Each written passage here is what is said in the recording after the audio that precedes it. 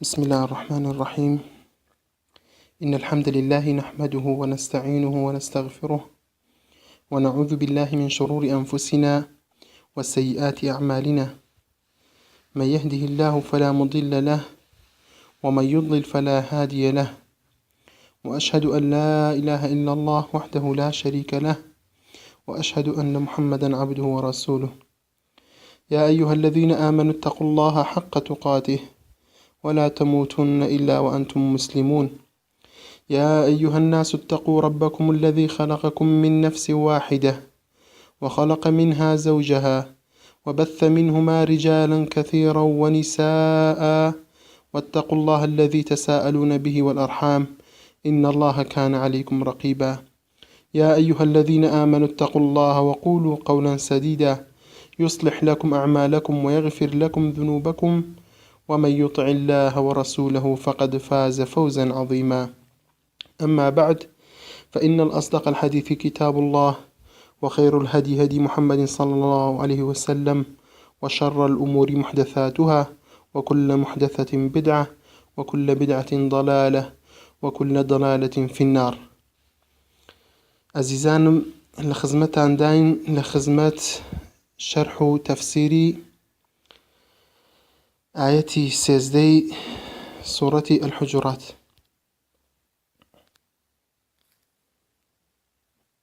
خواهي قورة فرميت: أعوذ بالله من الشيطان الرجيم. يا أيها الناس إنا خلقناكم من ذكر وأنثى وجعلناكم شعوبا وقبائل لتعارفوا إن أكرمكم عند الله أتقاكم إن الله عليم خبير. أجر ترجميكي معناي آتكبكين خواهي قورة فرميت أي خلقنا لردا نفرمو أي إيمان دارانيان أي مسلمانان أي خلقنا بقشتي خطابك رولا همو بني آدم. إنا خلقناكم من ذكر وأنثى، إما يوما خلق كردوا لنيرو ميك وكردو مانن با، وجعلناكم شعوبا وقبائل وكردو مانن با قالوا هوز لتعارفوا بو أوي يكتر بناسن.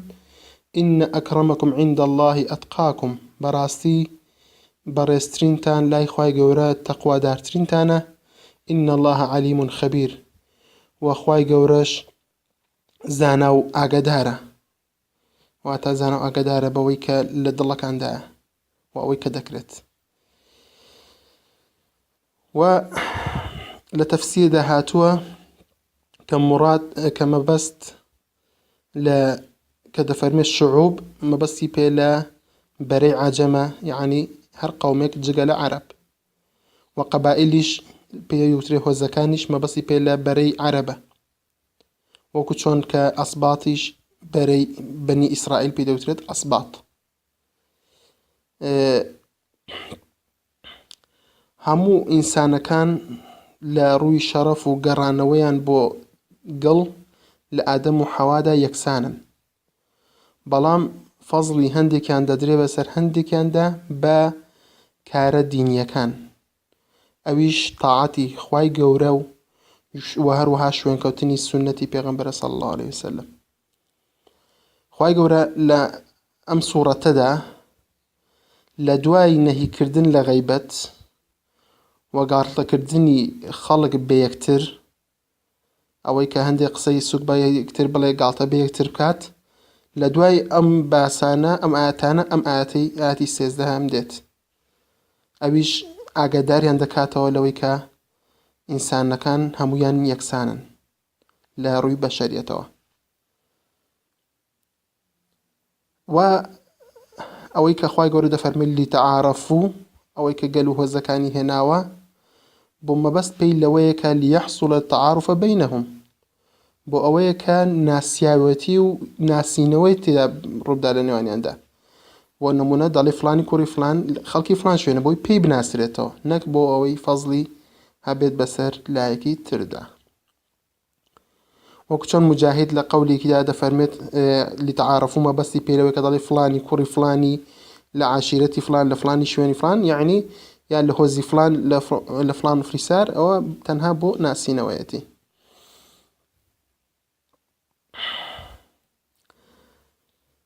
و ئەبوو عیسای تورمذی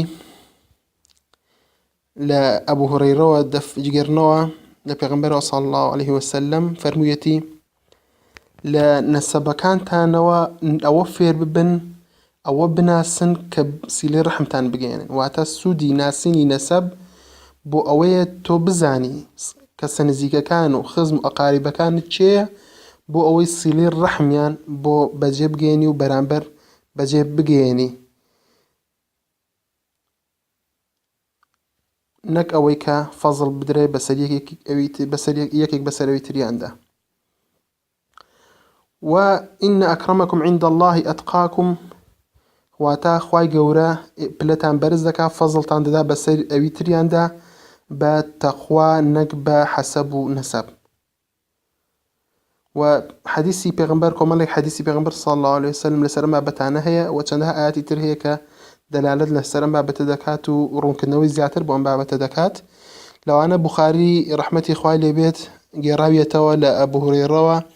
پرسیان لە پێغەمبەری خوا کرا صلی الله عليه وسلم ئەی الناس ئەکرەم، ئایا چ کەسێک بەڕێزترینیانە؟ فەرمووی ئەکرەمەهم عند الله ئەتقاهم،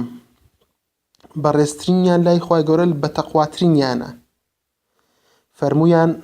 وتیان قالوا ليس عن هذا نسألك، ئێمە پرسیاری ئەوەت لێ ناکەین. قال پێغەمبەر صلی الله عليه وسلم فەرمووی فأكرم الناس يوسف نبي الله ابن نبي الله ابن خليل الله، بەڕێزترین کەس یوسفی پێغەمبەری خوایە کە کوڕی پێغەمبەری خوایە و کوڕی دۆستی خوایە. فەرموویان ئێمەش پرسیاری ليس عن هذا نسألك، پرسیاری ئەمەشت لێ ناکەین. پێغەمبەر صلی الله عليه وسلم فەرمووی فعن معادن العرب تسألوني، پرسیاری لێکردن ئایا لە مەبەستان پێ لە ناو عەرەب پرسیارم لێ دەکەن؟ فەرموویان بەڵێ. ئەویش فەرمووی فخياركم في الجاهلية خياركم في الإسلام إذا فقهوا، باشترين تران لجاهلية دا باشترين تانا لإسلام دا، بلام مرجكي دانا فەرمووی إذا فقهوا، كاتك تفقهيان هەبوو بۆ دین لە دین تێگەیشتن و شوێن دین کەوتن.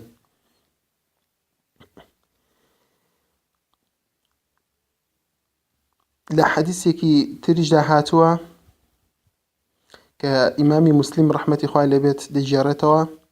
لە ئەبوو هورەیرەوە فەرموویەتی پێغەمبەر صلی الله عليه وسلم فەرموویەتی إن الله لا ينظر إلى صوركم وأموالكم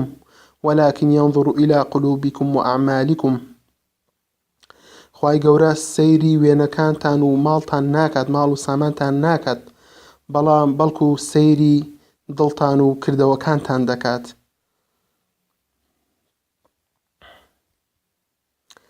لە حەدیثێکی تردا هاتووە کە ئیمامی ئەحمەدیش گێڕاویەتەوە دەفەرمێت حدثنا وكيع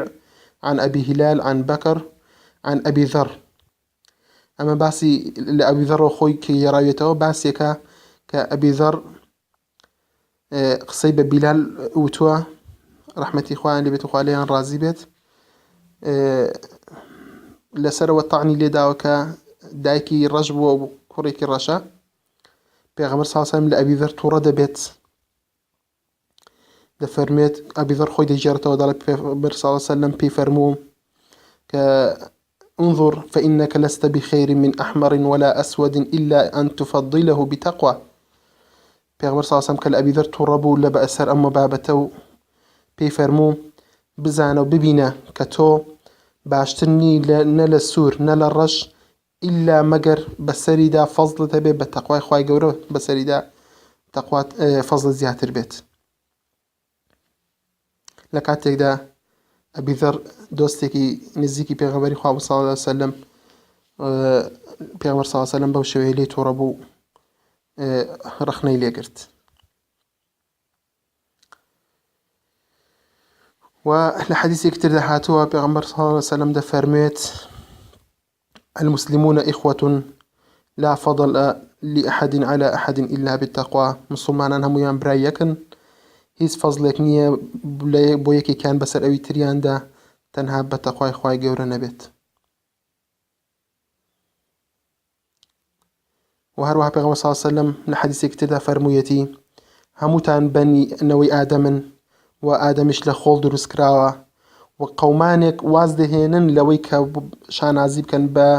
باو با پیرانيانوا ياخد او تا خواي گورا سوكتر دبن للاي خواي گورا لا قالوچا واتا نهي كردوا لا شانازي كردن باو با پیرانو حسب ونسب وبيغمبر صلى الله عليه وسلم لا شوينيكي زور تايبت لروجي عرفة دابو كطوافي دكت روجي فتح مكة عفوا كاتك دا كوتاري بودان بيغمبر صلى الله عليه وسلم سباسي خواي قوريكت وهروها بشواز بو شوازك بيغمبر صلى الله عليه وسلم سرتا سباسي خواي قوريكت سرتا دس بيكني وتاركي وباشان فرموي يا أيها الناس إن الله قد أذهب عنكم عبية الجاهلية وتعظمها بآبائها فالناس رجلان رجل بر تقي كريم على الله وفاجر شقي هين على الله فرموي أي خلقنا براستي خواي قورا كبروا خبزلزانين وقرصاي جاهلي لسري ولا بردوا عبية بعبية وعبية دخمن رتوا واتا كبروا قرصاي لسدمي جاهلية كبريان هبو وقرصاي وسنجان ببي حسب ونسبو خواي پیغمبر صلى الله عليه وسلم فرموي أي خلقنا بزانن كوا خواي قورا كبروا وزني ايوه قرصاي ايوه كبش سردمي جاهلية شانازي تان بي ودكت لسر ايوه لا بردوا واوي كباو با بيران تان بي بقورة دزاني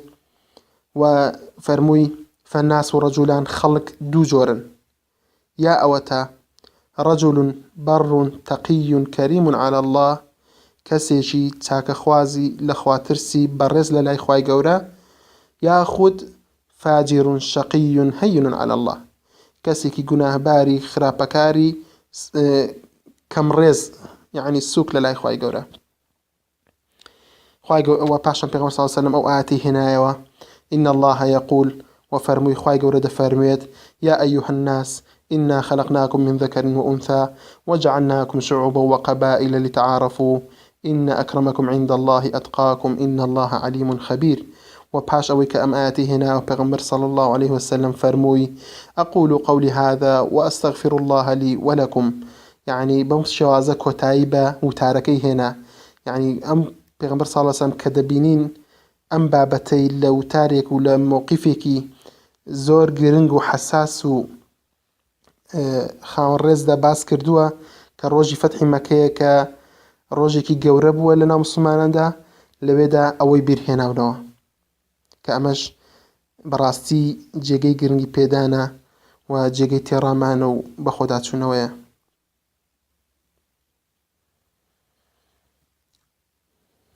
و پێغەمبەر صلی الله علیه وسلم فەرموویەتی إن الله لا فرميتي الناس لآدم وحواء طف الصاع لم يملأوه إن الله لا يسألكم عن أحسابكم ولا عن أنسابكم يوم القيامة إن أكرمكم عند الله أتقاكم. بيغمبر صلى الله عليه وسلم فرميتي همو خلق الناس بقشتي همو خلق بو آدم وحواء دقرينوا طف الصاع لم يملأوه أم لفظة العربي دا بو دربريني توري بكاردت بو نمونه وكو خشو خوري كوديك خمان دلين تواو لسري ورجع طف الصاع ويعوكو أبلي صاعك لسري ورجع تواو إن الله لا يسألكم عن أحسابكم ولا عن أنسابكم يوم القيامة خواي براسي خواي قورة برسيارتان لناكا للروجي قيامة دار لسر أحساب وحساب ونسبة كانتانو كسكارو قبيلو هوزو عشيرتان إن أكرمكم عند الله أتقاكم براسي بريس ترينتان لاي خواي قورة تقوى دار ترينتانا.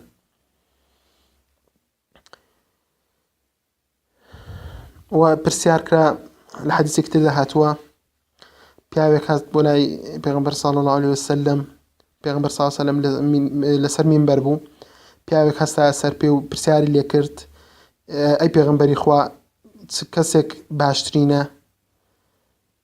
فبيغمبر صلى الله عليه وسلم فرموي خير الناس أقرأهم وأتقاهم لله عز وجل وآمرهم بالمعروف وأنهاهم عن المنكر وأوصلهم للرحم. فرموي بيغمبر صلى الله عليه وسلم باشرين خلق أويك قرآن زياتر دخوين أقرأهم يعني زاناترين يان بيتو قرآن زياتر بخوينه وأتقاهم لله عز وجل وبتقواترين يان ولخواتريسترين يان بيت بو خواي پروردگار و ئەو کەسەشیان کە زیاتر فەرمان بە چاکە دەکات و بانگەواز دەکات بۆ چاکە و ئەو کەسەش کە زیاتر نەهی دەکات لە خراپەکاری و ڕێگری دەکات لە خراپەکاری و ئەو کەسەش کە زیاتر سیلەی ڕەحم بەجێ دەگەێنێت.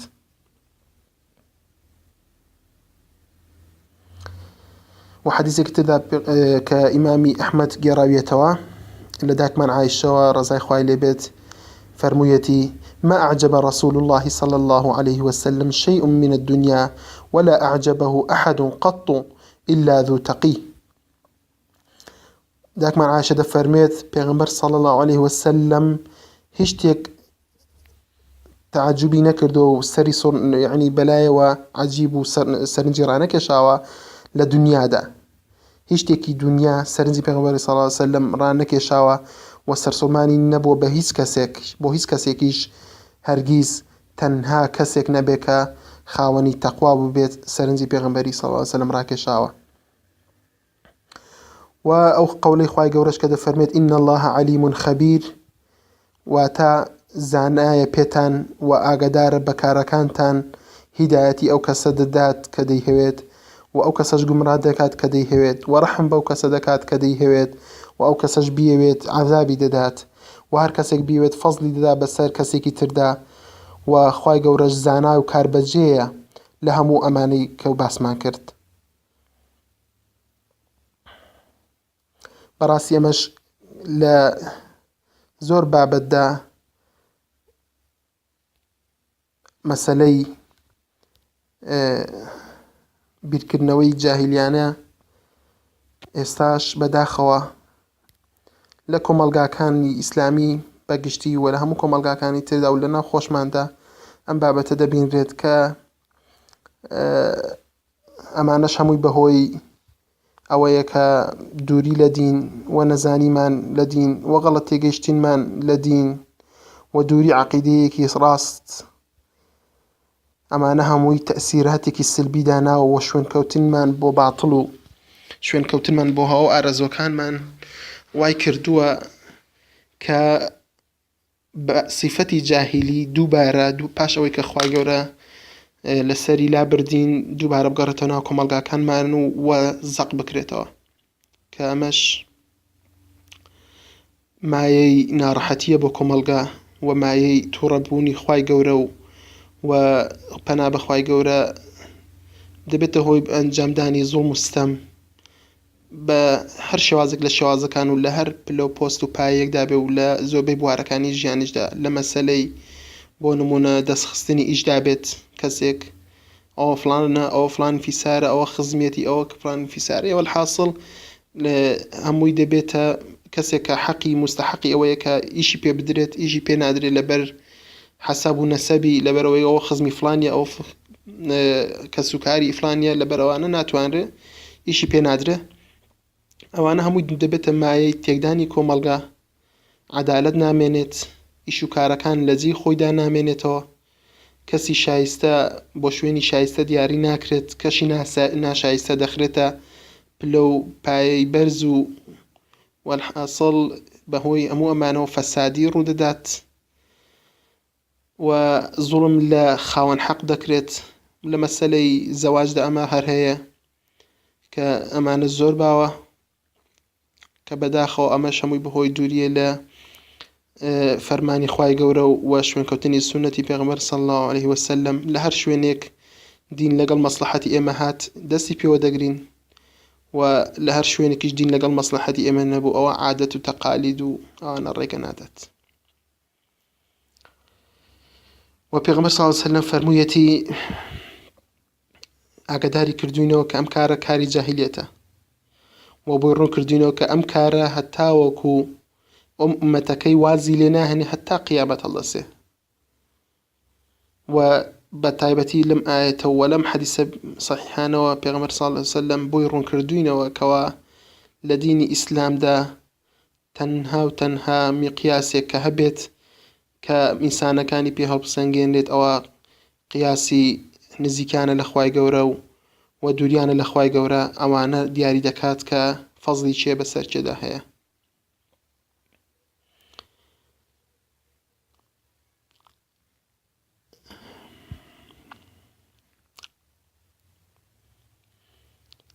و ئەگەر سەیری مێژووی ئیسلام بکەین دەبینین کە لە دەوروبەری پێغەمبەر صلی الله علیه وسلم لە مەجلیسی پێغەمبەردا چێ کۆبووبەوە؟ کەسانێک هەبوون هەر عەرەب نەبوون و لە جەزیرەی عەرەبیشەوە نەهات بوون، تێیدا بوو لە فارسەوە بوو وەکو سەلمانی فارسی، هەبوو لە ڕۆمەوە هاتبوو، هەبوو لە حەبەشەوە هاتبوو، جابانی کوردیمان هەبوو. ئەمانە هەمووی سەحابە بوون لە دەوروبەری پێغەمبەر صلی الله علیه وسلم کۆبوونەتەوە. هەموویان تێیاندا بوو سپی بوو، تێیاندا بوو سوور بوو، تێیاندا بوو ڕەش بوو، تێیاندا بوو دەوڵەمەند بوو، تێیاندا بوو هەژار بوو.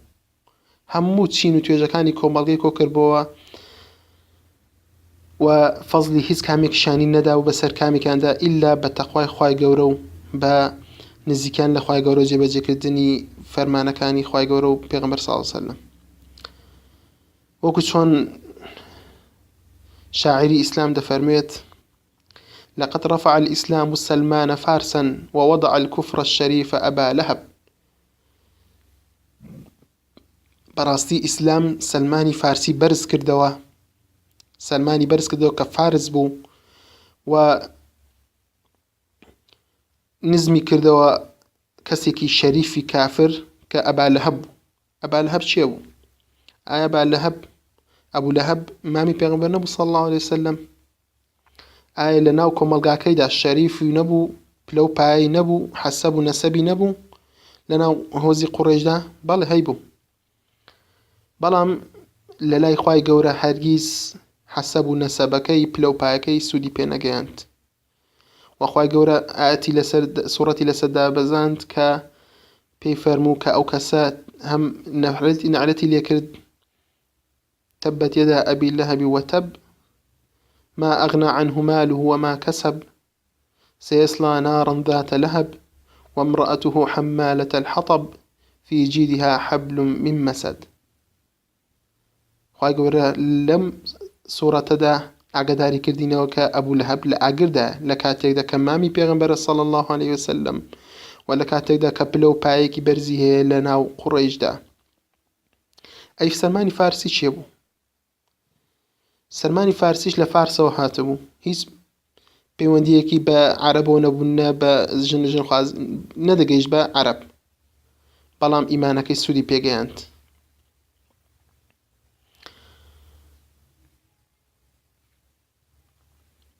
ئەم ئاگادارکردنەوەیە بۆ هەر کەسێکە کە لە دڵی دامسقالە زەڕێک لە کیبر هەبێت و خۆی بەسەر برا موسڵمانەکانیدا بەرز بزانێت و گومانی هەبێت لە ئەوەی کە ئەو باڵاتر بێ لە ئەوانی تر. پێغەمبەر صلی الله علیه وسلم دەفەرمێت: لا يدخل الجنة من كان في قلبه مثقال ذرة من الكبر. هیچ کەسێک ناچێتە بەهەشتەوە ئەو کەسێک کە مثقالە زەڕەیەک لە تەکەببوڕ و خۆبەزلزانی لە دڵیدا هەبێت.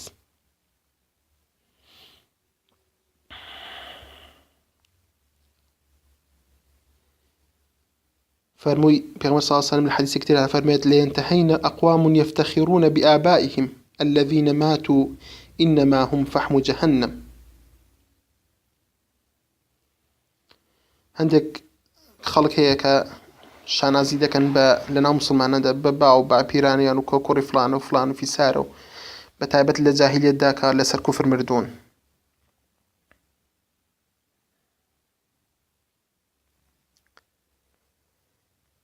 هذا بيان للناس وهدى وموعظة للمتقين. ئەمەش بەڕاستی ڕوونکردنەوەی بۆ خەڵک و هیدایەتدەر و ئامۆژگاریە بۆ ئەوانی کە لە خوا دەترسن. بەڕاستی ئەوەی کە واش دەزانێت فەزلی هەیە بەسەر ئەوەی تریدا بەسەر کەسێکی تردا بەسەر برای مسلمانیدا ئەوە وەکو نەخۆشی حسابی بۆ دەکرێت و وەسوەسێ و شەیتان لەلایە دەڕازێنێتەوە و وای کردووە کە مسلمانان بکاتە فیرقە و چەند حیزب و چەند شیعەت و گۆگە و هۆز و وەلحاصل پارچەکردنی مسلمانان و بۆیش مسلمانان ئێستا سەنگیان نەماوە و قەدریان نەماوە و ترسیان لە دڵی دوژمندا نەماوە.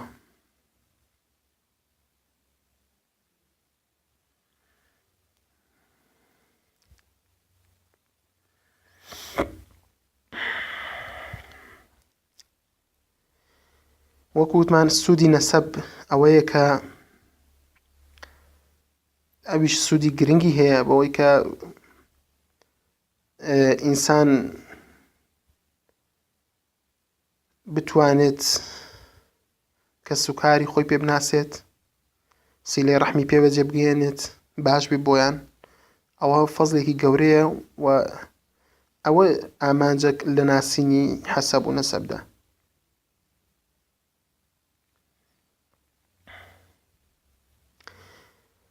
لە بەسەرهاتێکمان هەیە لە حەدیث سەحیحدا هاتووە کە لە سەردەمی پێغەمبەر موسا عەلەیهی السەلام ڕوویداوە. پێغەمبەر صلی الله عليه وسلم بۆی باسکردوین و فەرموویەتی: انتسب رجلان على عهد موسى عليه السلام فقال أحدهما أنا فلان ابن فلان حتى عد تسعة فمن أنت لا أم لك. دوكس لسدين پیغمبر موسى هابون يكي كان وتي من كوري فلاني كوري فلاني كوري فلانم هەتا وەکو نۆ کەسی ژمارد لە نەسەبەکەی خۆی و بەوەی تریشی گوت ئەی تۆچەی لا ئومە لەک، یعنی وەکو گاڵتە جاڕیەک و گاڵتە پێکردنێک پێی گوت تۆچەی. ئەویش کەسی دووەم فەرمووی ئەنا فولان و ئیبن فولان ئیبن الئیسلام، وتی منیش فلانی کوڕی ئیسلامم. و دەفەرمێت پێغەمبەر صلی الله علیه و سلم فەرمووی خوای گەورە وەحی بۆ موسا کرد عەلەیهی السەلام بەم دوو کەسانە بڵێ کە نەسەبەکانی خۆیان باس کرد، بەو کەسە بڵێ کە ئەوەی کە ناو و نەسەبی خۆت هەتا نۆدا نەژمارد بڵێ لە ئاگردایی وە تۆ دەیەم کەسیانی، کە تا نۆ کەس لە نەسەبەکەی خۆی ژمارد. وتی خوای گەورە فەرمانی کرد بە موسا کە پێیان بفەرموێت بەکە ئەو کەسەی کە نەسەبەکەی خۆشمارد هەتا نۆدانە بڵێ ئەو نۆی کە باست کردن لە ئاگردان و تۆش دێمیانی لە ئەوانە ئەهلی گومڕایی بوون، ئەو کەسانی کە ئەو نەسەبەکەی خوانی بۆ جێڕایەوە. و فەرمووی و بە موسا وترا، خوای گەورە بە موسای فەرموو بەو کەسەش کە دوو کەسی ژمارد لە نەسەبەکەی خۆی پێی بفەرمووە کوتی کەسی سێم ناوی سێمی گوتی ئیبن الئیسلامم، پێی فەرموو کە تۆش لە بەهەشدای، تۆ ئەو دوو نەسەبی کە باس کرد لە بەهەشدای و تۆش سێمیانی لە ناو بەهەشدا، یعنی لەگەڵ ئەو دوو نەسەبی کە باست کرد سێمیانی لە بەهەشدا. و ئەوانیش ئەهلی سەلاح بوون، یعنی ئەو نەسەبەش کە بۆی باسکردون لە باو باپیرەکانی ئەهلی سەلاح و چاکە بوون و ئەهلی خێر و ئیسلام بوون.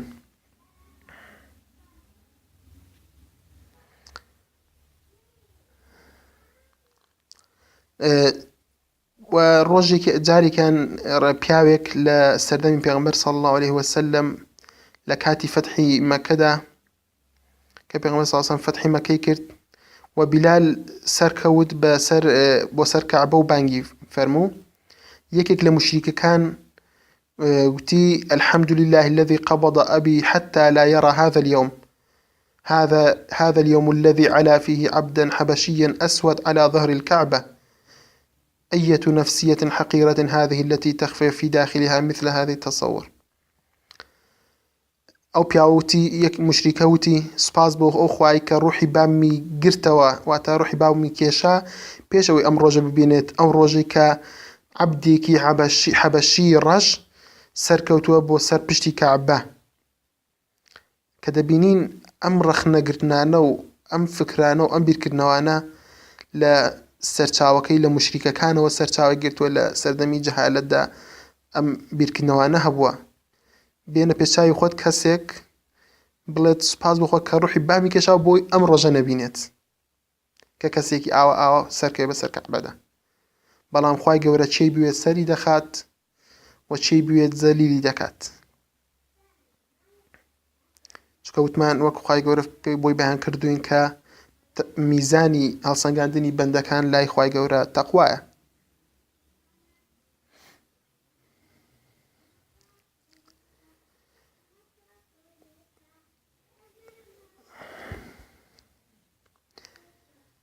و ئەگەر ببینین ئەم قەزیە ئێستا زۆرە خەڵکێک دەڵێ و عەرەبە، ئەوە نازانم ئەجنەبیە، ئەوە هیندیە، ئەوە فڵانە، ئەوە کێشەی ئەوەیە، ئەوە ماڵی ئەوەیە، بنەماڵی ئەوەیە، ئەوە کەسوکاری ئەوەیە، ئەوە عەشیرەتی ئەوەیە. ئەوانە ئیسلام هیچ کات دانی پێدان نانێت بەم بیانوانە و ئەم تێڕوانینانە لای ئیسلام ڕەت دەکرێتەوە. و ئەگەر سیرکەین لە مەسەلەی زەواجدا هەمانە کە دەڵێن ئەوە هۆزی منە، ئەوە هۆزێکی ناسراوە، ئەوە هۆزێکی نەناسراوە، یان وەرحاصل چەندەها بیانوو. بەو بیانوانە کەسی چاک وەکو چۆن شێخ المنجد باسی لێوە کردووە و فەرموویەتی يطرد عباد الله الصالحين من البيوت الذين يتقدمون للفتيات الصالحات بحجة السخيفة، ألا وهي أن هذا الرجل لا نعرف قبيلته غير قبلي. ما هذا الافتراء؟ ما هذا التشويه للدين الله؟ هل هذا هو ما أمرنا الله به؟ الشيخ منجد ليكك لا مقالة كان إذا دفرميت مقالة كذا دفرميت کێشەیەک هەیە لەم کۆمەلگایەدا ئێستا لەم سەردەمی ئێستادا بەم بیانوانەدا بەندەی ساڵح ڕەت دەکرێنەوە بۆ زەواج کە داخوازی ئافرەتانی ساڵح دەکەن بە بیانوویەکی کە لێ دەفەرمێت سەخیف، کە ئەویش ئەوەیە ئەم پیاوە هۆزەکەی ناناسین یان وەرحاصل لە فڵان هۆزە فڵان قەبیلەیە. و شێخ منەجید دەفەرمێ ئایا ئەم هەڵبەستنە چیە بە ناوی دینەوە؟ ئایا ئەم شێوازنەی دین لە کوێوە هاتووە؟ ئایا ئەمە ئەوەیە کە خوای گەورە فەرمانی پێکردوین؟ بەدڵنیاییەوە نەخێر، ئەمە تەنها بیرکردنەوەیەکی جاهیلانەیە کە دیسانەوە گەڕاوەتەوە ناو ئومەتی ئیسلام و موسڵمانانەوە، ئەویش بەهۆی دوورکەوتنەوەمان لە دین و تێکنەگەشتنمان لە دین و گوێنەدانمان بە دین و ئەمری دینمان، ئەمری قیامەتمان و خۆشویستنی دنیا و ڕازاندنەوەی دنیا لە بەرچاومان و تێکەڵاوبوونمان بە دنیا وای کردووە قیامەتمان بیرچێتەوە. دەجێڕنەوە کە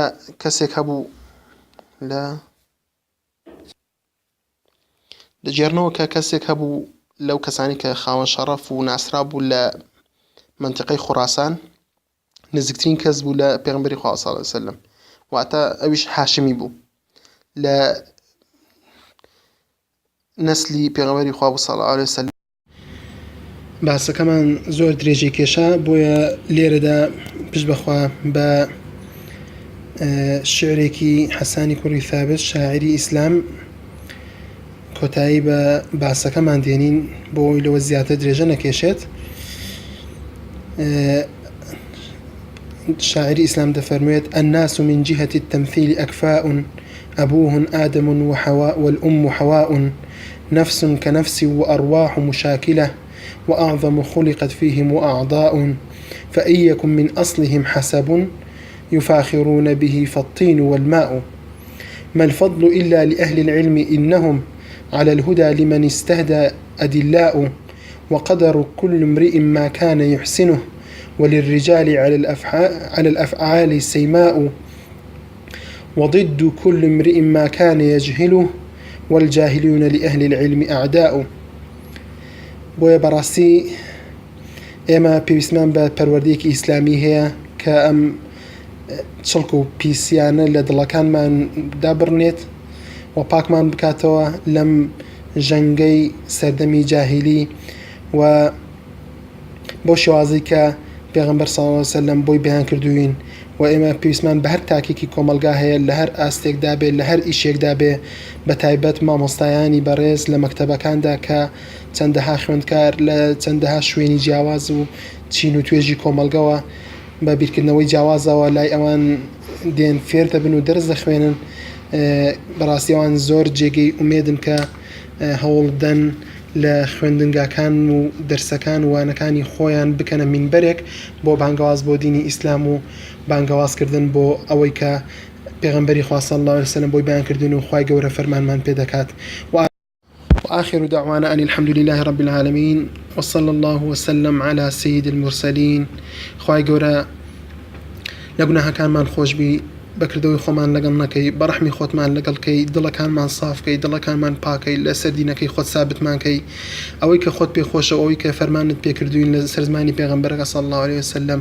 جێبەجێ بکەین و خۆمانی پێ بڕازێنینەوە ئیسلام بکەینە بەرنامەی ژیانمان هەموو ژیانمان کردەوەکانمان زبیانمان وتارمان بینینمان هەمووی بینینی ئیسلامی بێت وتەکەمان وتەی ئیسلام بێت و هەموو شێوازە بژین کە تۆ فەرمانت پێکردووی بۆ شێوازە کە تۆ لێمان ڕازی و بەو شێوازە بمرینکەوە